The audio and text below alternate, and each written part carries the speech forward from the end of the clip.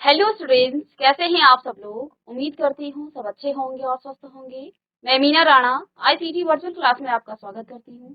तो स्टूडेंट्स, हम पढ़ रहे हैं क्लास 6 की हिंदी और बसंत पाठ्य पुस्तिका से यहाँ गद्य खंड से हम बचपन नाम का एक चैप्टर है जो कि एक संस्मरण है, जिसमें कृष्णा सोबती जी अपने जीवन में के जो बचपन के पल हैं उनको याद करते हुए यहाँ पर कुछ लिख रही थी।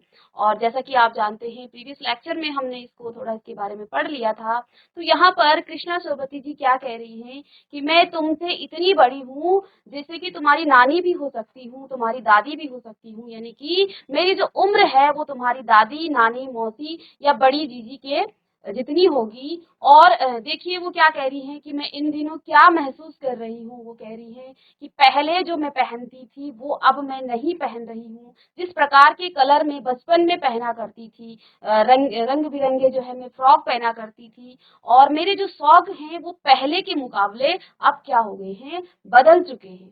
ठीक है ना। तो ये हमने पहले प्रीवियस लेक्चर में यहाँ पर पढ़ लिया था। तो जिसमें वो क्या कह रही हैं कृष्णा सोबती जी कि मैं तुम्हें अपने बचपन की ओर ले जाऊंगी। मैं तुमसे कुछ इतनी बड़ी हूँ, तुम्हारी दादी भी हो सकती हूँ, तुम्हारी नानी भी, और बड़ी बुआ भी, बड़ी मौसी भी। परिवार में मुझे सभी लोग जीजी कहकर पुकारते हैं। हाँ, मैं इन दिनों कुछ बड़ा बड़ा यानी उम्र में सयाना महसूस करने लगी हूँ। शायद इसलिए कि पिछली शताब्दी में पैदा हुई थी। मेरे पहनने ओढ़ने में भी काफी बदलाव आए हैं। पहले मैं रंग बिरंगे कपड़े पहनती रही हूँ, नीली, जामुनी, ग्रे, इस प्रकार के अलग अलग वो जो है कलर की बात कर रही है कि मैं अलग अलग कलर के जो है कपड़े पहना करती थी। लेकिन अब जो है कुछ सफेद पहनने का मेरा ऐसा मन करता है। ठीक है ना। गहरे नहीं, हल्के रंग में पहनूं। मैंने पिछले दशकों में वो क्या कह रही है कि मैंने पिछले दशकों में तरह तरह की पोशाकें पहनी हैं, अलग अलग के मैंने कपड़े पहने हैं। पहले फ्रॉक, फिर निकर वकर, स्कर्ट, लहंगे, गरारे और चूड़ीदार, अब घेरीदार कुर्ते में पहन रही हूँ। बचपन के कुछ फ्रॉक तो मुझे अभी तक भी याद है, जिसमें जो है वो अलग अलग फ्रॉक की बात कर रही थी। ठीक है ना, ये हम पहले पढ़ चुके थे। तो ये वो अपनी फ्रॉक की कुछ ऐसे उनकी फेवरेट जो है फ्रॉक रही होंगी, जिनको वो याद करते हुए उनके कलर भी बता रही हैं, उनके बारे में भी बता रही हैं कि वो जो फ्रॉक है वो किस प्रकार की थी, कैसे उनके कलर थे। अभी तक उनको अपनी फ्रॉकों की वो कलर भी याद है। मुझे अपने मोजे और स्टॉकिंग जो है भी याद है। बचपन में हमें अपने मोजे खुद धोने पड़ते थे। फिर वो ये बताती हैं कि पहले जब हम बचपन में क्या करते थे, अपने मोजे और फ्रॉक खुद धोते थे। वह नौकर या नौकरानी को नहीं दिए जा सकते थे, इसलिए सख्त इसकी जो है उनको सख्त मनाही थी। हम बच्चे इतवार की सुबह इसी में लगाते थे, किसमें, अपने मोजे और जूते धोने में और जूते को पॉलिश करने में। ठीक है। तो धो लेने के बाद वो अपने जूते जो है पॉलिश करके चमकाते थे। और जब जूते कपड़े या ब्रश से रगड़ते तो पॉलिश की जो चमक है वो उभरने लगती। सरवर, मुझे आज भी बूट पॉलिश करना अच्छा लगता है। तो वो इस प्रकार से बता रही है, अपनी बचपन की यादों को वो आपके सामने शेयर कर रही है। नौकर हैं, उनको नहीं दिया जाता था क्या, जूता पॉलिश करने को, इसकी उनको सख्त मनाही थी। हालांकि अब नई नई किस्म की शू आ चुकी है। अब क्या कह रही है कि पहले जिस प्रकार की शूज होते थे, जूते होते थे, अब वैसे नहीं है।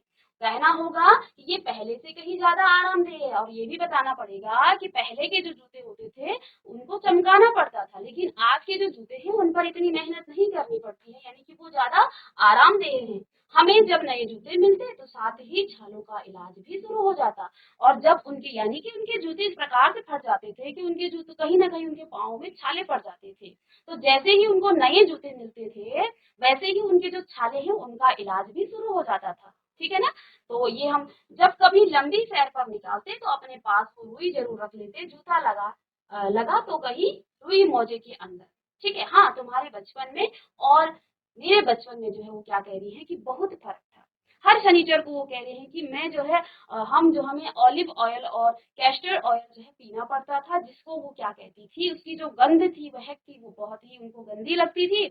और वो क्या कह रही हैं कि उस ऑलिव ऑयल और कैस्टर्ड ऑयल को उन्होंने शनिचर क्या कहा था, शनिचरी दवा, है ना। तो शनिवार को उन्हें क्या करना पड़ता था। और आज ये कह रही हैं कि हम उस दवाई को नहीं भी पीते तो इतना ज्यादा फर्क नहीं पड़ता है ना। यहाँ तक हम पढ़ लिया था।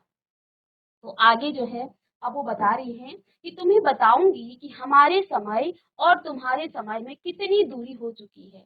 अब वो जो है आपके समय और हमारे समय के बीच कितनी दूरी, कितना डिस्टेंस, यानी कि क्या-क्या उनमें परिवर्तन आ गया है, उस समय क्या-क्या वो पहना करती थी, क्या खाने में क्या परिवर्तन आया, उनके खेलने में क्या परिवर्तन। देखिए पहले के बच्चे क्या करते थे, आउट में जो है गेम्स वगैरह खेलते थे। आज के बच्चे मोबाइल पर क्या हो गए हैं, वहीं पर वो सारा अपना क्या कर रहे हैं, काम कर रहे हैं, वहीं पर खेल कर रहे हैं, वहीं पढ़ाई हो रही है। तो ये जो है एक डिस्टेंस आ गया है उनके जो दशक में जो कार्य होते थे, जो खेल वो करते थे, और आज के दशक में वो बहुत जो है उनके बीच में क्या आ गया है, डिस्टेंस आ गया है, और बहुत परिवर्तन भी हो चुका है एक प्रकार से। तो यहाँ पर क्या कह रही है कि तुम्हें बताऊंगी कि हमारे समय और तुम्हारे समय में कितनी दूरी हो चुकी है। यहाँ तक कि बचपन की जो दिलचस्पियां हैं वो भी बदल गई हैं, यानी कि उनकी क्या-क्या उनके इंटरेस्ट थे उसमें, और आज के जो बच्चे हैं उनमें क्या इंटरेस्ट, क्या उनमें बदलाव आ गया है, वो यहाँ पर कह रही हैं। याद रहे उन दिनों घरों में ग्रामोफोन थे। तो वो क्या कह रही है, एक प्रकार का बड़ा सा भोपू जैसा होता है, ग्रामोफोन थे, रेडियो और टेलीविजन नहीं थे। उस समय जो है वो क्या कह रही है, जब वो बचपन में थी उस समय टेलीविजन नहीं हुआ करते थे। हमारे बचपन की जो कुल्फी है वो आइसक्रीम हो गई। जो पहले कुल्फी खाया करते थे वो क्या हो गई है, वो आइसक्रीम हो गई है। ठीक है ना, तो ये आगे प्रश्न भी आपको पूछा जाएगा, ठीक है ना, कि जो कृष्णा सोबती जी के बचपन में कुल्फी, अब उनकी कुल्फी जो है किसमें बदल गई है, तो वो आइसक्रीम हो गई है। पहले वो कचौड़ी जो है खाया करते थे, अब समोसा में बदल गया, पेटीज में। जो कचौड़ी और समोसा है वो पेटीज में बदल गया है, ठीक है ना। सहतूत और फालसे उनके जो है खसखस के शरबत कोक पेस्ट्री में बदल गया। तो वो क्या कह रही हैं कि उनके बचपन में और आज में जो है खाने पीने की जो चीजें हैं उसमें भी काफी बदलाव आ गया है, ठीक है ना। तो उन दिनों कोक नहीं, लेमन लेमनेड पिमटो मिलती थी। तो उस समय जो है जैसे आजकल के लोग बच्चे क्या पीते हैं, कोक पीते हैं, तो उस समय जो है लेमनेड जो है बिमटो मिलती थी। शिमला और नई दिल्ली में, तो देखिए वो अपने बचपन में एक प्रकार से ये कह रही है कि वो शिमला में भी रही और दिल्ली में भी रही। तो क्या कह रही है कि शिमला और नई दिल्ली में बड़े हुए बच्चे, यानी कि वहां पर जिनका पालन पोषण हुआ है, को वेंगर्स और डेबिको रेस्तरां की जो चॉकलेट है और पेस्ट्री मजा देने वाली होती थी। यानी कि वो जैसे आजकल डेयरी मिल्क वगैरह आप चॉकलेट की नई नई कंपनियों के जो रैपर्स में आप देखते हैं नाम लिखे रहते हैं, तो उस समय जो है कौन कौन सी चॉकलेट थी उनका नाम वो यहाँ पर बता रही है। हम भाई बहनों की जो ड्यूटी थी लगती थी शिमला मॉल से ब्राउन ब्रेड लाने की। तो कह रही हैं कि हम बचपन में हमारे जो भाई बहन थे, हमारी क्या लगती थी, शिमला मॉल से ब्राउन ब्रेड लाने की।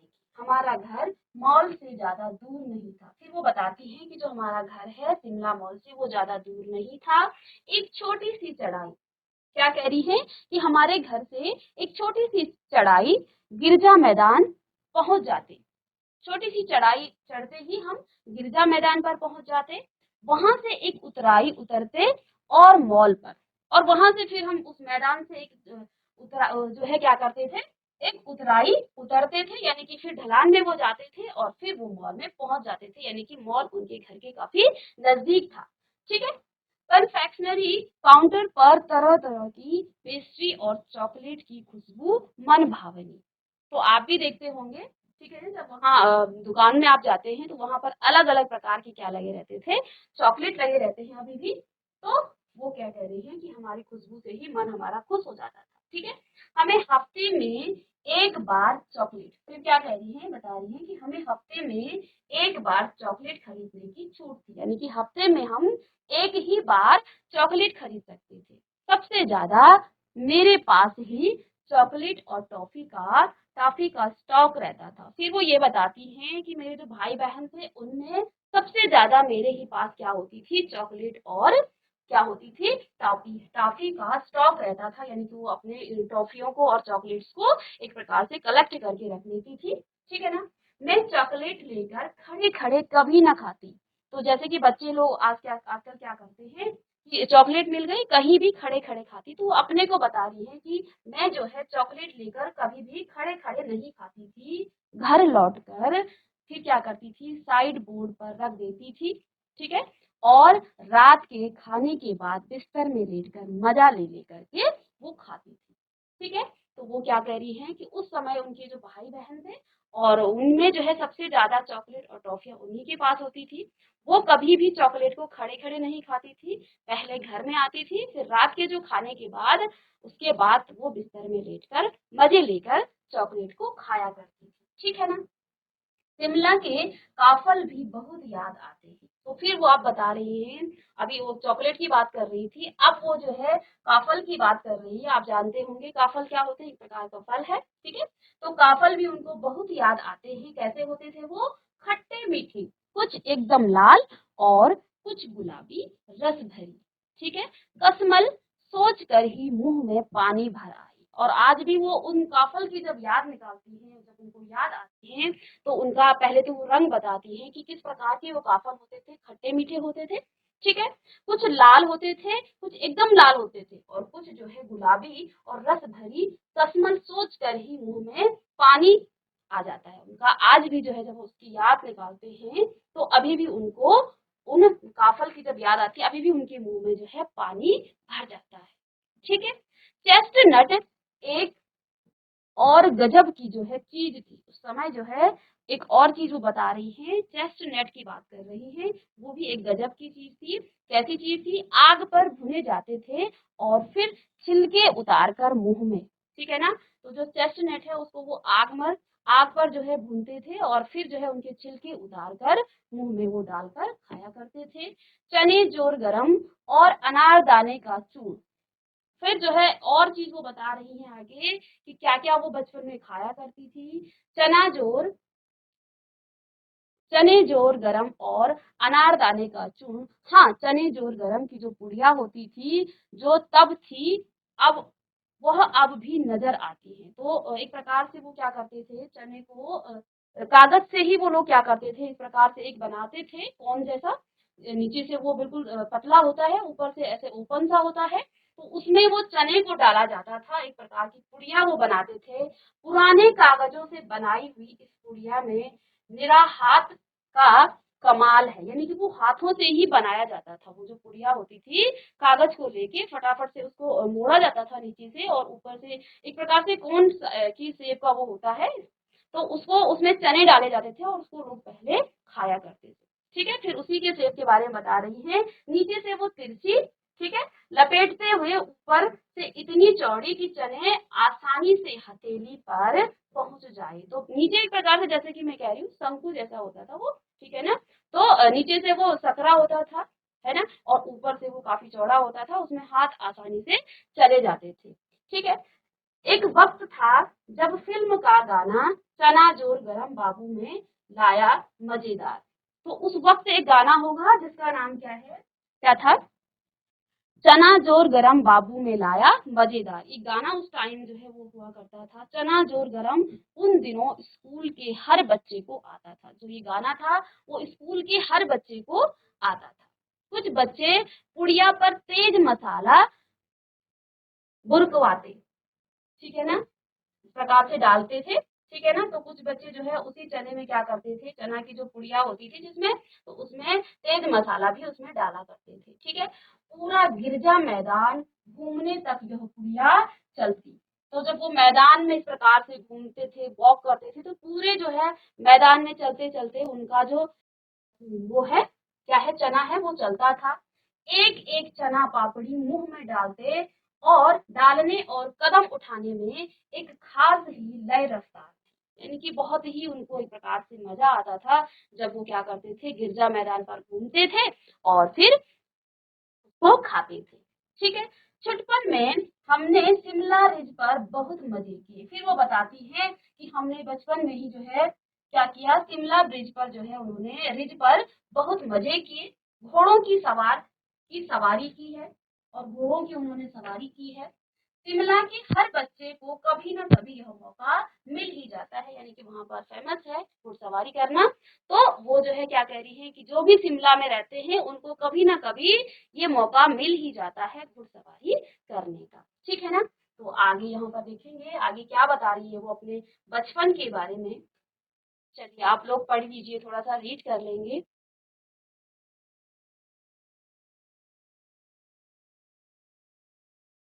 तो आगे क्या कह रही हैं कृष्णा सुगति जी कि हम जाने क्यों घोड़ों को कुछ कमतर करके समझते।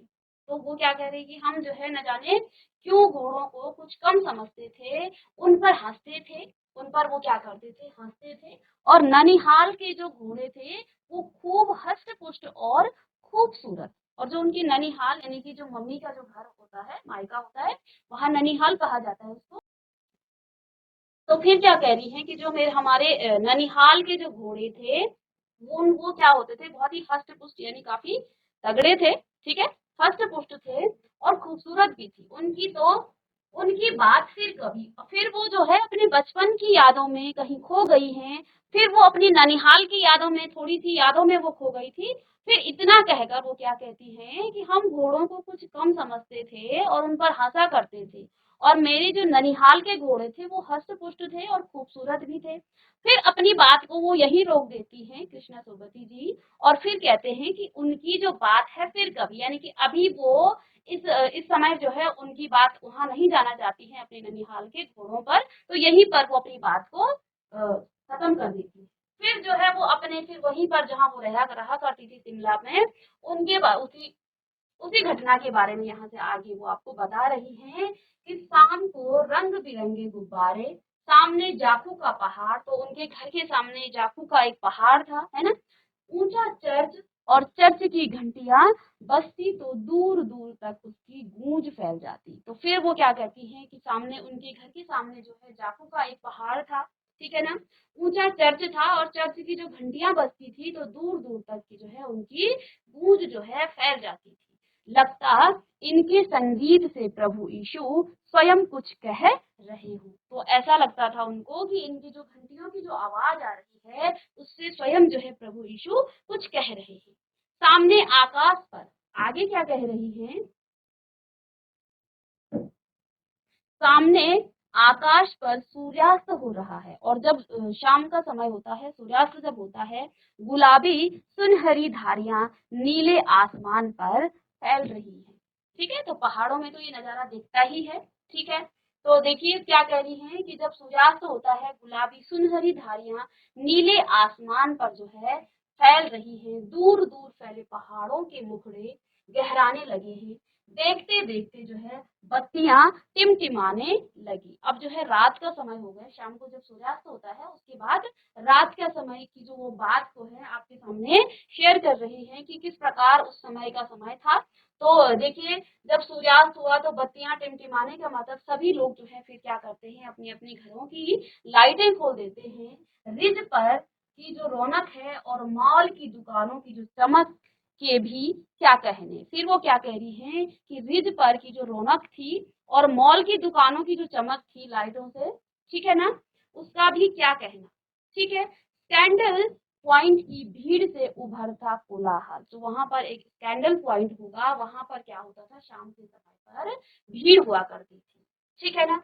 तो फिर क्या कह रही है सर्वर, देखिए आगे, तो यहाँ पर फिर आगे क्या कहती हैं कृष्णा सुगति जी, सर्वर कैंडल पॉइंट के ठीक सामने, तो जहां पर वो कह रही हैं कि स्कैंडल पॉइंट में क्या होती थी, शाम को बहुत भीड़ हो जाती थी, और स्कैंडल पॉइंट के ठीक सामने उन दिनों एक दुकान हुआ करती थी। तो उन दिनों जो है उसी स्कैंडल पॉइंट के सामने एक दुकान हुआ करती थी, जिसके शोरूम में शिमला कालका ट्रेन का मॉडल बना हुआ था। तो मॉडल आप जानते हैं, ठीक है ना, जिस प्रकार का ट्रेन होगा वो पूरा ही वहां पर उस दुकान पर मॉडल बना हुआ था।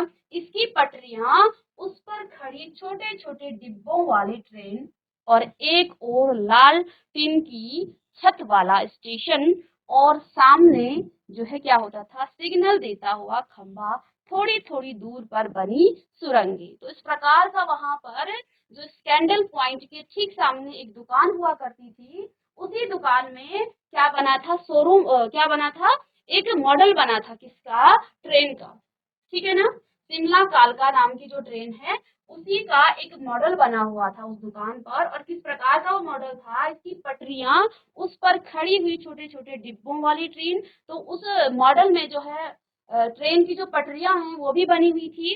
एक और लाल टीन की छत वाला स्टेशन। तो आप जानते हैं, आप गए होंगे रेलवे स्टेशन पर, तो वहां पर ऊपर से क्या होता है, जहां पर स्टेशन होता है लाल टीन वाला छत होता है, ठीक है। और सामने सिग्नल देता हुआ खंभा, थोड़ी थोड़ी दूर बनी सुरंगें, और वहां पर प्रॉपर जो है एक क्या बना हुआ था, सुरंग भी बनी हुई थी, पूरा उस मॉडल में बना हुआ था, ठीक है। पिछली सदी में तेज रफ्तार वाली गाड़ी वही थी। तो पिछली सदी में क्या कह रहे हैं कि तेज रफ्तार वाली गाड़ी वही थी। कभी कभी जो है हवाई जहाज भी देखने को मिलने मिलते। अब दिल्ली में भी वो रही, पहले वो शिमला की बात कर रही थी अभी तक, अब वो क्या कह रही है कि पिछली सदी में तेज रफ्तार वाली गाड़ी वही थी, कभी कभी हवाई जहाज भी देखने को उनको मिलते थे। दिल्ली में जब भी उनकी आवाज आती थी कि हवाई जहाज की, बच्चे उन्हें देखने बाहर दौड़ते। और अभी तो बच्चे सब देखते हैं इंटरनेट वगैरह में, बट जब पहले हमारे पास फोन वगैरह नहीं थे, तो जैसे ही आसमान में हवाई जहाज की आवाज आती है, तो गांव में अभी भी बच्चे जो हैं बाहर देखते हैं कि देखो आसमान में क्या उड़ रहा है, उसकी आवाज सुनकर। तो वो उस समय की बात कर रही है कृष्णा सोबती जी। तो बच्चे उन्हें देखने बाहर दौड़ते, ठीक है। दिखता एक भारी भरकम, और फिर उनको क्या दिखता, एक भारी भरकम जो है पक्षी उड़ा जा रहा है। तो उस समय उनको ऐसा लगता था कि एक भारी भरकम जो है पक्षी उड़ रहा है, ठीक है। गाड़ी के मॉडल वाली दुकान के साथ एक और ऐसी दुकान थी, जो मॉडल वाली दुकान थी, उसी के सामने जो है फिर वो याद कर रही है कि एक और दुकान थी जो मुझे कभी नहीं भूलती। तो वो क्या कह रही है कि मैं उस दुकान को भी कभी नहीं भूलूंगी, ठीक है।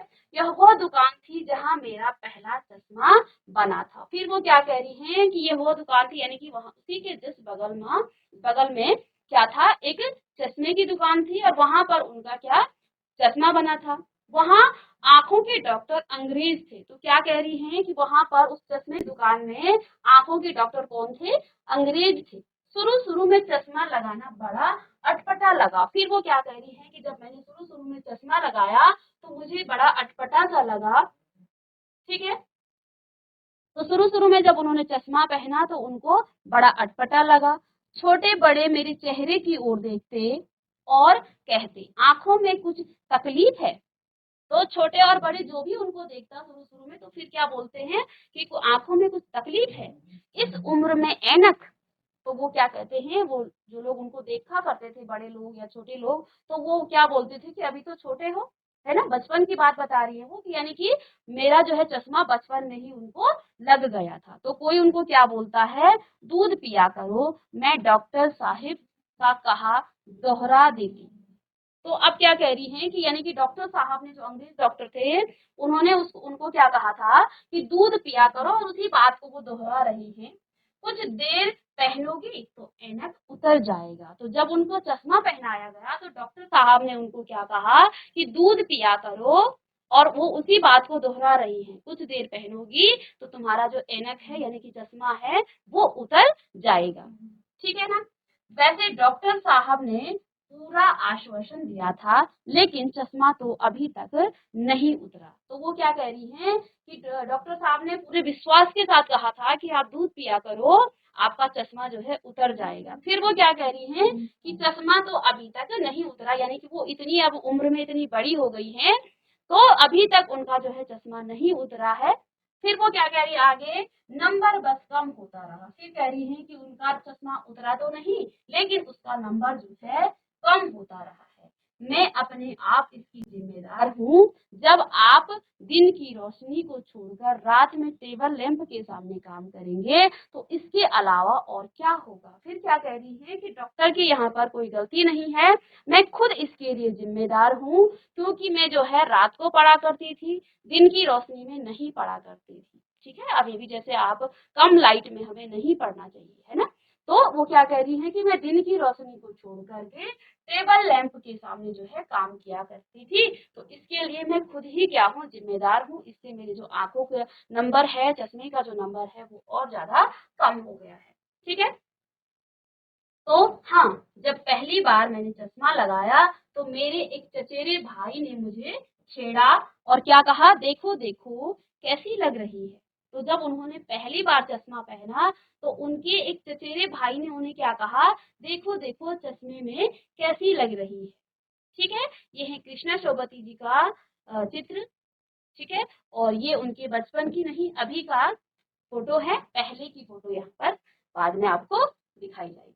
तो आंख पर चश्मा लगाया ताकि सूझे दूर की, यह नहीं लड़की को मालूम सूरत बनी लंगूर की। तो उनके एक चचेरे भाई ने उनको क्या यहाँ पर कहा, जब उनको चश्मा लगा, आंख पर चश्मा लगाया ताकि सूझे दूर की, यह नहीं लड़की को मालूम सूरत बनी लंगूर की। तो वो उनको एक प्रकार से चिढ़ा रहे हैं, उनके चचेरे भाई।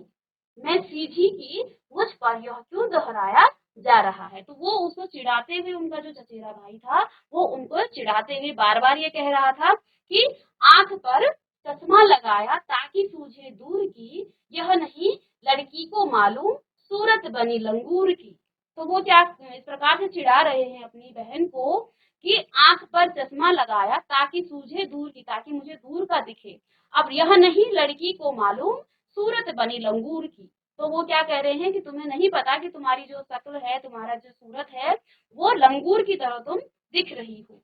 ठीक है ना, मैं सीधी की मुझ पर, वो फिर इस बात को क्या कर रही है कि ऐसा मेरे पे क्यों दोहराया जा रहा है, क्यों ऐसा कहा जा रहा है। जब वह चाय पीकर चले गए तो मैं अपने कमरे में जाकर आईने के सामने खड़ी हो गई। तो जब वो लोग, उनके जो चचेरे भाई थे, वो चले गए चाय पीकर, फिर वो अपने कमरे में गई और आईने के सामने, शीशे के सामने वो खड़ी हो गई और कई बार अपने को देखा, ऐनक उतारी। फिर वो एक प्रकार से उनको संदेह होने लगा कि क्या मैं लंगूर की तरह दिख रही हूँ। तो फिर उन्होंने आईने के सामने में गई, फिर उन्होंने ऐनक लगाया, फिर उतारा। इस प्रकार से वो बार बार अपने को आईने में देख रही। ठीक है, फिर पहनी और फिर उतारी, फिर उन्होंने पहना फिर उतारा, देखती देखती देखती रही और देखती रही। फिर वो अपने आप को देखती रही कि मैं, ऐसा मेरे चचेरे भाई ने क्यों कहा। तो सूरत बनी लंगूर की, फिर भी वो उस बात को, उनकी जो कानों में आवाज गूंज रही है, सूरत बनी लंगूर की, नहीं नहीं, हाँ हाँ। तो फिर वो खुद में ही डाउट में पड़ गई हैं, शीशे में जब वो देख रही हैं सूरत बनी लंगूर की, फिर वो कह रही है नहीं नहीं। फिर वो उतार रही हैं चश्मे को और फिर देख रही है, नहीं नहीं, फिर कह रही हाँ हाँ मैं ऐसा लग रही। तो कहीं ना कहीं उनको भी खुद पर डाउट होने लगा कि मैं कुछ अच्छी नहीं दिख रही हूँ इस चश्मे में। मैंने अपने छोटे भाई का टोपा उतार कर सिर पर रखा, फिर उन्होंने उस चश्मे को पहना, उतारा, फिर उन्होंने अपने छोटे भाई का टोपा उतार कर सिर पर रखा। कुछ अजीब लगा, अच्छा भी और मजाकिया भी। फिर कह रही हैं कि मुझे कुछ अच्छा भी लगा और फिर मजाकिया भी लगा। ठीक है ना।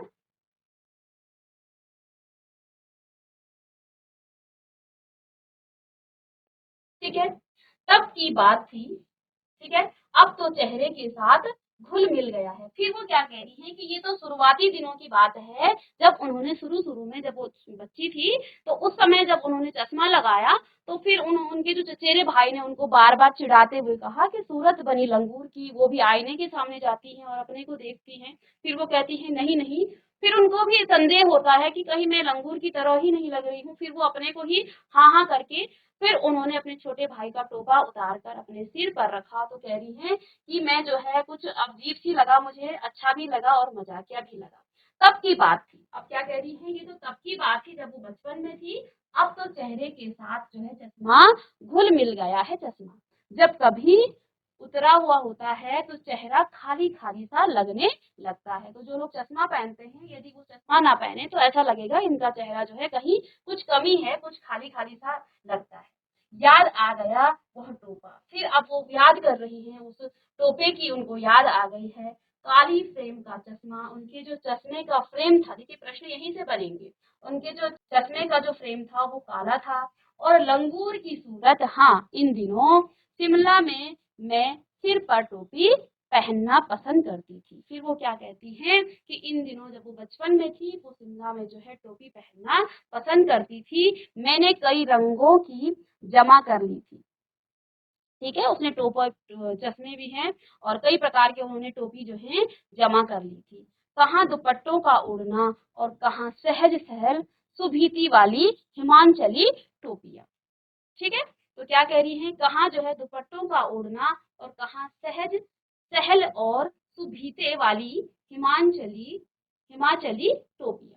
तो फिर वो क्या करी, हिमाचल में जो शिमला में वो रहती थी, तो वहां पर उन्होंने अलग अलग प्रकार की टोपियां भी पहनी और उनको जमा भी किया। तो ये जो है जो आपका बचपन जो एक गद्य खंड का एक संस्मरण है, जिसकी लेखिका है कृष्णा सोबती जी। संस्मरण का मतलब ये होता है जिसमें आप किसी एक घटना को फोकस करते हैं, उसको लिखते हैं और जीवनी में आपकी संपूर्ण जीवन की घटनाओं का चरित्र उसमें लिखा जाता है, उसके बारे में लिखा जाता है। संस्मरण में जैसे यहाँ पर कृष्णा सोबती जी ने अपने बचपन की बातें आपको बताई हैं, क्या क्या उनके बचपन में हुआ करती थी और जब वो शिमला और दिल्ली में रहती थी तो क्या क्या पहना करती थी, क्या खाती थी और कहाँ कहाँ वो जाते थे, ये सब बातें उन्होंने बताई हैं। तो इस पर जो आपके प्रश्न होंगे उनको हम नेक्स्ट लेक्चर में डिस्कस करेंगे। तो मिलते हैं नेक्स्ट लेक्चर में, तब तक के लिए thank you and have a nice day.